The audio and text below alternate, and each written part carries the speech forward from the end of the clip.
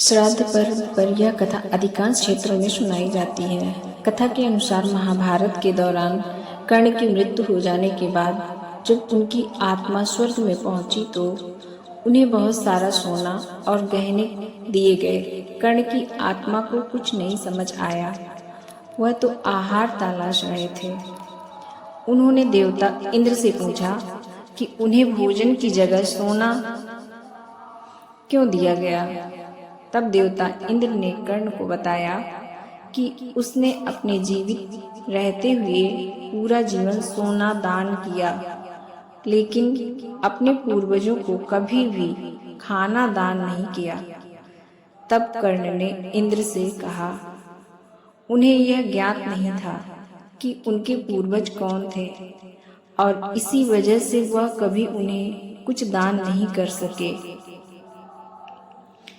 इस सब के बाद कर्ण को उनकी गलती सुधारने का मौका दिया गया और 16 दिन के लिए पृथ्वी पर वापस भेजा गया, जहां उन्होंने अपने पूर्वजों को याद करते हुए उनका श्राद्ध कर उन्हें आहार दान किया, तर्पण किया। इन्हीं 16 दिन की अवधि को पितृपक्ष कहा गया।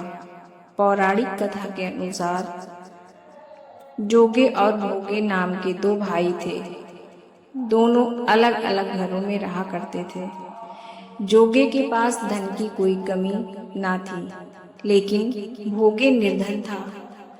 दोनों भाई एक दूसरे से बहुत प्रेम करते थे, लेकिन जोगे की पत्नी को धन का अभिमान था, तो वहीं भोगे की पत्नी सुशील और शांत स्वभाव की थी।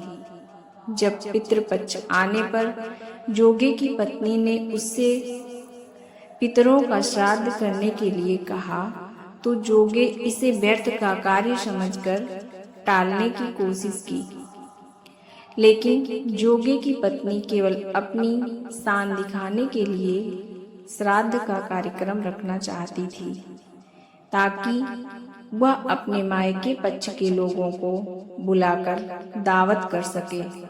जोगे की पत्नी से उसने कहा कि मुझे कोई परेशानी ना हो, इसलिए आप ऐसा कर रहे हैं, लेकिन मैं सत्य कहती हूँ, मुझे इसमें कोई परेशानी नहीं है। मैं भोगे की पत्नी को बुला लूंगी, हम दोनों मिलकर सारा काम कर लेंगी। दूसरे दिन भोगे की पत्नी सुबह आकर सारा कार्य करवाने लगी। उसने अनेक पकवान बनाए, फिर सभी काम निपटाने के बाद अपने घर वापस आ गई, क्योंकि उसे भी पितरों का तर्पण करना था। जब पितर भूमि पर उतरे, जब वे जोगे के यहाँ गए तो देखा कि उसके ससुराल पक्ष के सभी लोग भोजन पर जुटे हुए हैं। वहां ये सब देखकर वे बहुत निराश हुए। उसके बाद जोगे भोगे के पितर भोगे के यहाँ गए तो देखते हैं कि मात्र पितरों के नाम पर केवल अगियारी दे दी गई है।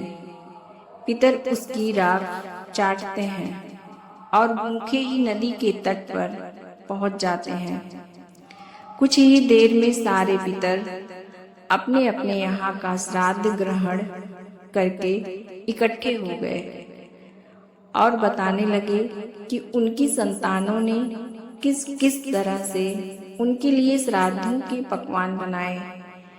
जोगी भोगे के पितरों ने भी अपना सारा कुछ बताया। उन्होंने सोचा कि अगर भोगे निर्धन ना होता और श्राद्ध करने में समर्थ होता तो शायद उन्हें भूखा वापस नहीं आने पड़ते, क्योंकि भोगे के घर में तो खाने के लिए भी 2 जून की रोटी नहीं थी। ये सारी बातें सोचकर पितरों को भोगे पर दया आ गई। अचानक से वे नाच नाच कर गाने लगे कि भोगे के घर धन हो जाए, भोगे के घर धन हो जाए। सांझ का समय हो चला था, लेकिन भोगे के घर में खाने को कुछ भी नहीं था। उसके बच्चे भूखे थे बच्चों ने अपनी माँ से कहा कि भूख लगी है। तब उन्हें टालने के लिए गुस्से से गरज कर भोगे की पत्नी ने कहा कि जाओ, आंगन में हौदी औंधी रखी है, उसे जाकर खोल लो, उसमें जो भी मिल जाए आपस में बांट कर खा लेना। बच्चे जब वहां जाकर हौदी देखते हैं तो वे दौड़े दौड़े माँ के पास जाकर कहते हैं कि माँ, हौदी तो मोहरों से भरी पड़ी है। आंगन में आकर भोगे की पत्नी ने यह सब कुछ देखती है तो उसके आश्चर्य का ठिकाना नहीं रहा। इस तरह पितरों के आशीर्वाद से भोगे भी धन धान्य से परिपूर्ण हो जाता है, लेकिन वह इस बात का बिल्कुल अहंकार नहीं करता और अगले बरस पूरी श्रद्धा के साथ भोगे व उसकी पत्नी अपने पितरों का श्राद्ध करते हैं। भोगे की पत्नी पितरों के लिए 56 प्रकार के व्यंजन तैयार करती है। वे दोनों ब्राह्मणों को भोजन कराते हैं। अपने जेठ जेठानी को बुलाकर सम्मान के साथ सोने और चांदी के बर्तनों में भोजन कराते हैं। इससे उनके पितर बहुत प्रसन्न होते हैं।